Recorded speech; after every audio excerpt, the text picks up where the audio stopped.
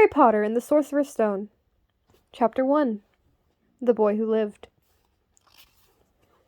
Mr. and Mrs. Dursley of number 4 Privet Drive were proud to say that they were perfectly normal, thank you very much. They were the last people you'd expect to be involved in anything strange or mysterious, because they just didn't hold with such nonsense. Mr. Dursley was the director of a firm called Grunnings, which made drills. He was a big, beefy man with hardly any neck, although he did have a very large mustache.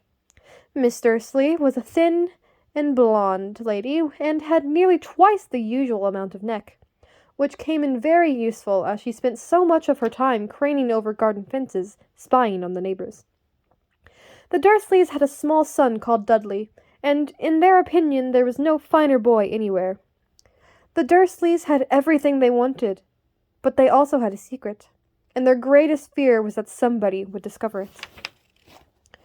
They didn't think they could bear it if anyone found out about the Potters.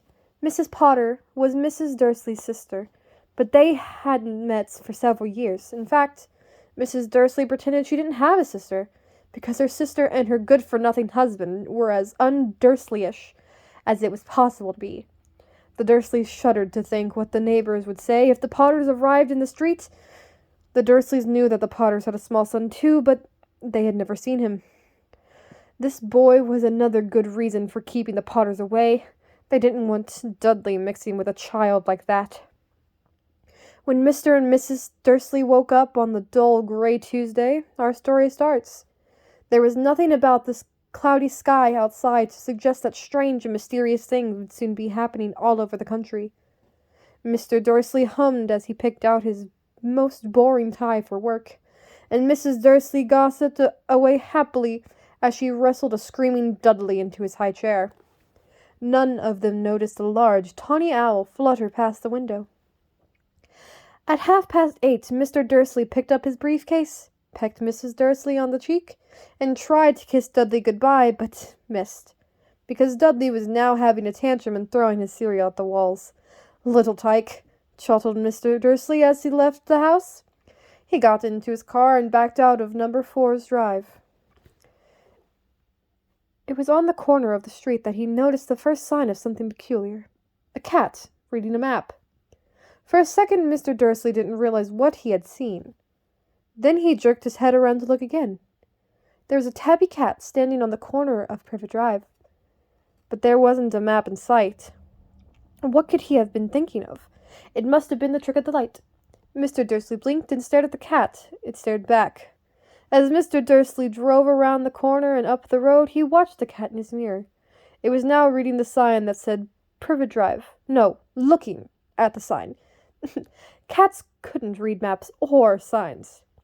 Mr. Dursley gave himself a little shake and put the cat out of his mind. As he drove toward town, he thought of nothing except a large order of drills he was hoping to get that day. But on the edge of town, drills were driven far out of his mind by something else.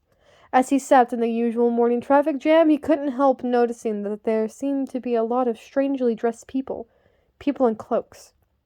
Mr. Dursley couldn't bear people who dressed in funny clothes.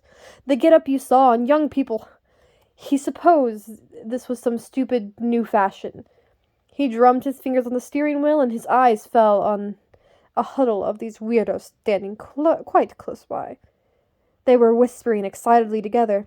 Mr. Dursley was enraged to see that a couple of them weren't young at all. Why, that man had to be older than he was, and wearing an emerald green cloak. The nerve of him! But then it struck Mr. Dursley that this was probably some silly stunt. These people were obviously collecting for something. Yes, that would be it. The traffic moved on, and a few minutes later, Mr. Dursley arrived in the Grunnings parking lot. His mind back on drills.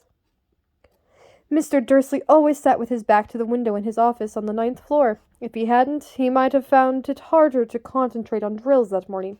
He didn't see the owls swooping past in broad daylight, though people down in the street did. They pointed and gazed open-mouthed as owl after owl sped overhead. Most of them had never seen an owl, even at nighttime. Mr. Dursley, however, had a perfectly normal, owl-free morning. He yelled at 5 different people. He made several important telephone calls and shouted a bit more. He was in a very good mood until lunchtime, when he thought he'd stretch his legs and walk across the road to buy himself a bun from the bakery. He'd forgotten all about the people in cloaks until he passed a group of them next to the baker's. He eyed them angrily as he passed. He didn't know why, but they made him uneasy. This bunch were whispering excitedly too, and he couldn't see a single collecting tin. It was on his way back past them, clutching a large donut bag, that he caught a few words of what they were saying. "The Potters, that's right. That's what I heard. Yes, their son Harry." Mr. Dursley stopped dead. Fear flooded him. He looked back at the whispers as if he wanted to say something to him, but thought better of it. He dashed back across the road, hurried up to his office, snapped at his secretary to not disturb him, seized his telephone, and had almost finished dialing his number when he changed his mind. He put the receiver back down and stroked his mustache, thinking, no. He was being stupid. Potter wasn't such an unusual name. He was sure there were lots of people called Potter who had a son called Harry. Come to think of it, he wasn't even sure his nephew was called Harry. He'd never even seen the boy. It might have been Harvey or Harold. There was no point in worrying Mrs. Dursley. She always got so upset at any mention of her sister. He didn't blame her if he'd had a sister like that. But all the same, those people in cloaks.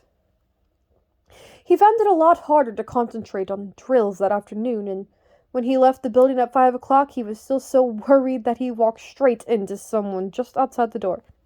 "Sorry," he grunted as the tiny old man stumbled and almost fell. It was a few seconds before Mr. Dursley realized that the man was wearing a violet cloak. He didn't seem at all upset at being almost knocked to the ground. On the contrary, his face split into a wide smile, and he said in a squeaky voice that made passer-by stare, "Don't worry, my dear sir, for nothing could upset me today. Rejoice, for you know who has gone at last. Even muggles like yourself to be celebrating this happy, happy day." And the old man hugged Mr. Dursley around the middle and walked off. Mr. Dursley stood rooted to the spot. He had been hugged by a complete stranger. He also thought he had been called a muggle, whatever that was. He rattled. He hurried to his car and set off for home, hoping he was imagining things, which he had never hoped before because he didn't approve of imagination. As he pulled into his driveway, the number 4, the first thing he saw, and it didn't improve his mood, was the tabby cat he'd spotted that morning. It was now sitting on the garden wall. He was sure it was the same one. It had the same marking around its eyes. "Shoo!" Mr. Dursley said loudly. The cat didn't move, it just gave him a stern look. Was this normal cat behavior? Mr. Dursley wondered, trying to pull himself together. He let himself into the house. He was still determined not to mention anything to his wife. Mrs. Dursley had had a nice, normal day. She told him over dinner all about Miss Next Door's problems with her daughter and how Dudley had learned a new word, won't. Mr. Dursley tried to act normally. When Dudley had been put to bed, he went into the living room in time to catch the last report on the evening news. And finally, bird watchers everywhere have reported that the nation's owls have been behaving very unusually today. Although owls normally hunt at night and are hardly ever seen in daylight, there have been hundreds of sightings of these birds flying in every direction since sunrise. Experts are unable to explain why the owls have suddenly changed their sleeping patterns. The newscaster almost allowed himself a grin. Most mysterious. And now, over to Jim McGruffin with the weather. "Going to be any more showers of owls tonight, Jim?" "Well, Ted," said the weatherman, "I don't know about that, but it's not only the owls that have been acting oddly today. Viewers as far apart as Kent, Yorkshire, and Dundee have been phoning in to tell me that instead of the rain I promised yesterday, they've had a downpour of shooting stars. Perhaps people have been celebrating Bonfire Night early. It's not until next week, folks, but I can promise a wet night tonight." Mrs. Dursley sat frozen in his armchair. Shooting stars all over Britain, owls flying by daylight, mysterious people in cloaks all over the place, and a whisper about the Potters. Mrs. Dursley came into the living room carrying 2 cups of tea. It was no good. He'd have to say something to her. He cleared his throat nervously. Petunia, dear, you haven't heard from your sister lately, have you? As he had expected, Mrs. Dursley looked shocked and angry. After all, they normally pretended she didn't have a sister. No, she said sharply. Why? Funny stuff on the news, Mr. Dursley mumbled. Owls, shooting stars. And there were a lot of funny-looking people in town today. So? Snapped Mrs. Dursley. Well, I just thought maybe it was something to do with, her crowd. Mrs. Dursley sipped her tea through her pursed lips. Mr. Dursley wondered whether he dared tell her he'd heard the name Potter. He decided he didn't dare. Instead, he said, as casually as he could, their son. He ought to be about Dudley's age now, wouldn't he? I suppose so, said Miss Dursley stiffly. What? His name again? Howard, isn't it? Harry. Nasty common name, if you ask me. Oh, yes, said Mr. Dursley, his heart sinking horribly. Yes, I quite agree. He didn't say another word on the subject as they went upstairs to bed. While Mrs. Dursley was in the bathroom, Mr. Dursley crept to the bedroom window and peered down into the front garden. The cat was still there, and it was staring down Privet Drive as though it were waiting for something. Was he imagining things? Could all this have anything to do with the Potters? If it did. If it got out that they were related to a pair of... Well, he didn't think he could bear it. The Dursleys got into bed. Mrs. Dursley fell asleep quickly, but Mr. Dursley lay awake, turning it all over in his mind.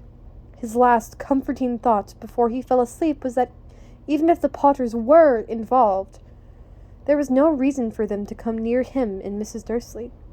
The Potters knew very well what he and Petunia thought about him and their kind. He couldn't see how he and Petunia could get mixed up in anything that might be going on. He yawned and turned over. It couldn't affect them. How very wrong he was. Mr. Dursley might have been drifting into an uneasy sleep, but the cat on the wall outside was showing no signs of sleepiness. It was sitting as still as a statue, its eyes fixed unblinkingly on the far corner of Privet Drive. It didn't so much as quiver when a car door slammed on the next street, nor when 2 owls swooped overhead. In fact, it was nearly midnight before the cat moved at all. A man appeared on the corner the cat had been watching. Appeared so suddenly and silently you'd have thought he'd just popped out of the ground.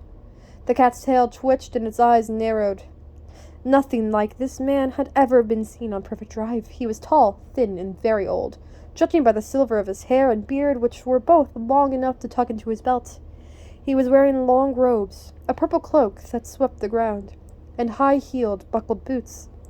His blue eyes were light, bright, and sparkling behind half-moon spectacles, and his nose was very long and crooked, as though it had been broken at least twice. This man's name was Albus Dumbledore.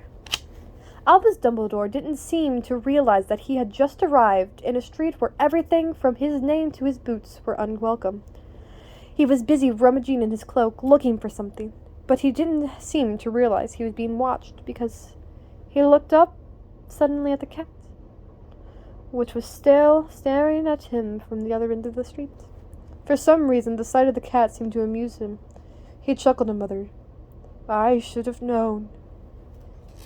He found what he was looking for inside of his pocket. It seemed to be a silver cigarette lighter. He flicked it open, held it up in the air, and clicked it. The nearest street lamp went out with a little pop. He clicked it again. The next lamp flickered into darkness. 12 times he clicked it. The putter-outer, until the lights left on the whole street were 2 tiny pinpricks in the distance, which were the eyes of the cats watching him. If anyone looked out of their window now, even beady-eyed Mrs. Dursley, They wouldn't be able to see anything that was happening down on the pavement. Dumbledore slipped the put-outer back inside his cloak and set off down the road toward number 4, where he sat down on the wall next to the cat. He didn't look at it, but after a moment he spoke. "Fancy seeing you here, Professor McGonagall." He turned to smile at the tabby, but it had gone. Instead, he was smiling at a rather severe-looking woman who was wearing square glasses exactly the shape of the markings the cat had around its eyes. She, too, was wearing a cloak, an emerald one. Her black hair was drawn into a tight bun. She looked distinctly ruffled. "How did you know it was me?" she asked. "My dear Professor, I've never seen a cat sit so stiffly." "You'd be stiff if you'd been sitting on a brick wall all day," said Professor McGonagall. "All day? When you could have been celebrating? I must have passed a dozen feasts and parties on my way here." Professor McGonagall sniffed angrily. "Oh, yes, everyone's celebrating all right," she said impatiently. "You'd think they'd be a bit more careful, but no! Even the Muggles have noticed something's going on. It was on the news." She jerked her head back at the Dursleys' dark living-room window. "I heard it. Flocks of owls, shooting stars. Well, they're not completely stupid. They were bound to notice something. Shooting stars down in Kent. I'll bet that was Deadless Diggle. He never had much sense." "You can't blame them," said Dumbledore gently. "We've had a precious little time to celebrate for 11 years. "I know that," said Professor McGonagall irritably, "but that's no reason to lose our heads. People are being downright careless. Out on the streets in broad daylight, not even dressed in Muggle clothes, swapping rooms." She threw a sharp sideways glance at Dumbledore here, as though hoping he was going to tell her something, but he didn't. So she went on. "A fine thing it would be if, on the very day you-know-who seems to have disappeared at last, the Muggles found out all about us. I suppose he really has gone, Dumbledore." "It certainly seems so," says Dumbledore. "We have much to be thankful for. Would you care for a lemon drop?" "A what?" "A lemon drop. They're a kind of Muggle sweets I'm rather fond of." "No, thank you," said Professor McGonagall coldly, as though she didn't think this was the moment for lemon drops. "As I say, even if you-know-who has gone, my dear Professor, surely a sensible person like yourself can call him by his name. All this you-know-who nonsense. For 11 years I have been trying to persuade people to call him by his proper name. Voldemort." Professor McGonagall flinched, but Dumbledore, who was unsticking 2 lemon drops, seemed not to notice. "It all gets so confusing if we keep saying you-know-who. I have never seen any reason to be frightened of saying Voldemort's name." "I know you haven't," said Professor McGonagall, sounding half exasperated, half admiring. "But you're different. Everyone knows you're the only one you-know-who, oh right, Voldemort was afraid of." "You flatter me," said Dumbledore calmly. "Voldemort has powers I will never have.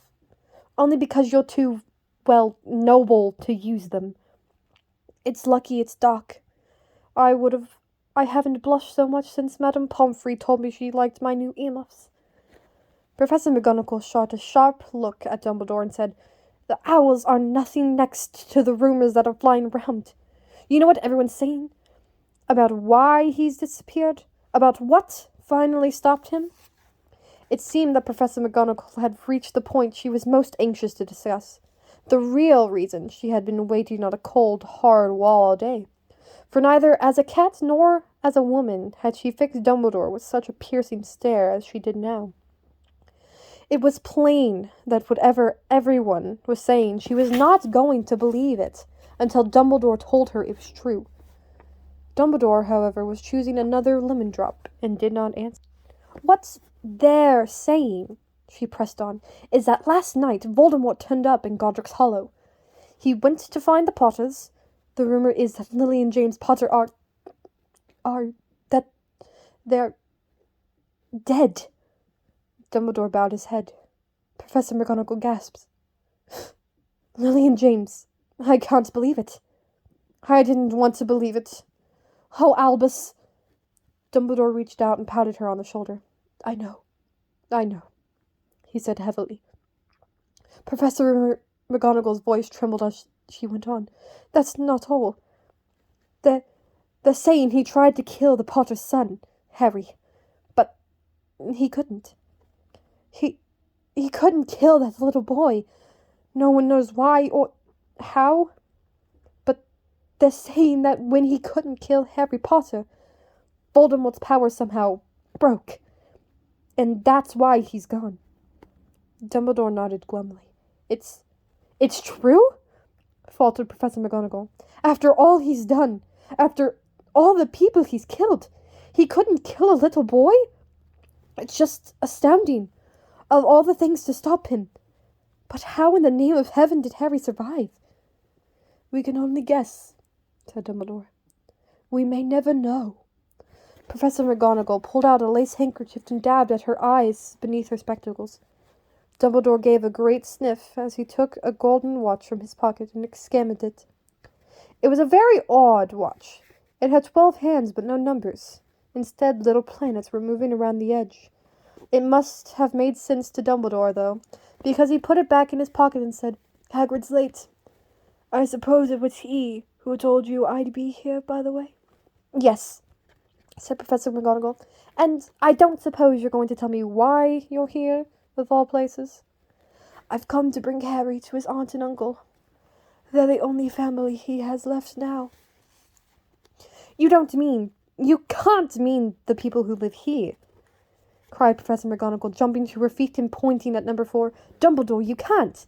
I've been watching them all day. You can't find two people who are less like us. And they've got the son. I saw him kicking his mother all the way up the street, screaming for sweets. Harry Potter come to live here? It's the blessed place for him, said Dumbledore firmly. His aunt and uncle will be able to explain everything to him when he's older. I've written them a letter. A letter, repeated Professor McGonagall faintly, sitting back down on the wall. Really, Dumbledore, you think you can explain all this in a letter? These people will never understand him. He'll be famous, a legend. I wouldn't be surprised if today was known as Harry Potter Day in the future. There would be books written about Harry. Every child in the world would know his name. Exactly, said Dumbledore, looking very seriously over the top of his half-moon glasses. It would be enough to turn any boy's head. Famous before he can walk and talk. Famous for something he won't even remember. Can't you see how much better off he'll be growing up away from all that until he's ready to take it? Professor McGonagall opened her mouth, changed her mind, and swallowed, and then said, Yes, you're right, of course. But how is the boy getting here, Dumbledore? She eyed the cloak suddenly, and as though she thought she might be hiding Harry underneath it. Hagrid's bringing him. Do you think it's wise to trust Hagrid with something as important as this? I would trust Hagrid with my life, said Dumbledore. I'm not saying his heart isn't in the right place, said Professor McGonagall grudgingly. But you can't pretend he's not careless. He does tend to... What was that? A low rumbling sound had broke the silence around them. It grew steadily louder as they looked up and down the street for some sign of a headlight. It swelled to a roar as they looked up at the sky, and a huge motorcycle fell out from the air and landed on the road in front of them. If the motorcycle was huge, it was nothing to the man sitting astride it. He was almost twice as tall as a normal man and at least 5 times as wide. He looked simply too big to be allowed, and so wild.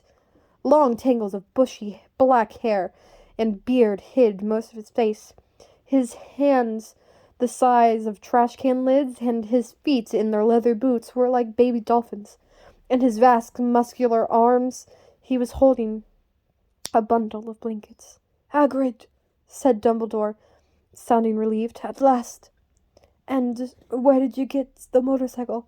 Borrowed it, Professor Dumbledore, sir, said the giant, climbing carefully off the motorcycle as he spoke. Young Sirius Black lent it to me. I've got him, sir. No problems, were there? No, sir. Because the house was almost destroyed, but I got him out all right before the muggles started swarming round. He fell asleep as he was flying over Bristol. Dumbledore and Professor McGonagall bent forward over the bundled blankets. Inside, just visible, was a baby boy, fast asleep. Under a tuft of jet black hair over his forehead they could see a curiously shaped cut, like a bolt of lightning. "Is that where?" whispered Professor McGonagall. "Yes," said Dumbledore. "He'll have that scar forever." "Couldn't you do something about it, Dumbledore?" "Even if I could, I wouldn't. Scars can come in handy. I have one above my left knee that is a perfectly shaped map of London underground. Well, give him here, Hagrid. We'd better get this over with." Dumbledore took Harry in his arms and turned toward Dudley's house. Could I say goodbye to him, sir?" asked Hagrid. He bent his great shaggy head over Harry and gave him what must have been a very scratchy, whiskery kiss. Then suddenly, Hagrid let out a howl like a wounded dog. "Shh!" hissed Professor McGonagall. "You'll wake the Muggles." So sorry," sobbed Hagrid, taking out a large spotted handkerchief and burying his face in it. "But I can't stand it. Lily and James dead, and poor little Harry. I'll have to live with the Muggles." Yes, it's all very sad, but get a grip on yourself, Hagrid, or we'll be found," Professor McGonagall whispered, patting Hagrid gingerly on the arm as Dumbledore stepped over the low garden wall and walked to the door. He laid Harry gently on the doorstep, took a letter out of his cloak, and tucked it inside Harry's blankets, then came back to the other two. For a full minute the three of them stood and looked at the little bundle. Hagrid's shoulders shook. Professor McGonagall blinked furiously, and the twinkling light that usually shone from Dumbledore's eyes seemed to have gone out. "Well," said Dumbledore finally, "that's that. We've no business staying here. We may as well go and join the celebrations." "Yeah," said Hagrid in a very muffled voice. "I'll be taking Sirius his bike back. Good night, Professor McGonagall." "Professor Dumbledore, sir." Wiping his streaming eyes on his jacket sleeve, Hagrid swung himself onto the motorcycle and kicked the engine into life. With the rear, it rose into the air and off into the night. "I shall see you soon, I expect, Professor McGonagall," said Dumbledore, nodding to her. Professor McGonagall blew her nose in reply. Dumbledore turned and walked back down the street. On the corner he stopped and took out the silver put-outer. He clicked it once, and 12 balls of light sped back to their street lamps, so that Privet Drive glowed suddenly orange, and he could make out a tabby cat slinking around the corner at the other end of the street. He could just see the bundle of blankets on the step of number 4. "Good luck, Harry," he murmured. He turned on his heel, and with a swish of his cloak, he was gone. A breeze ruffled the neat edges of Privet Drive, which lay silent and tidy under the inky sky. The very last place you would expect astonishing things to happen. Harry Potter rolled over inside his blankets without waking up. One small hand closed on the letter beside him, and he slept on, not knowing he was special, not knowing he was famous, not knowing he would be woken in a few hours' time by Mrs. Dursley's scream as she opened the front door to put out the milk bottles, nor that he would spend the next few weeks being prodded and pinched by his cousin Dudley.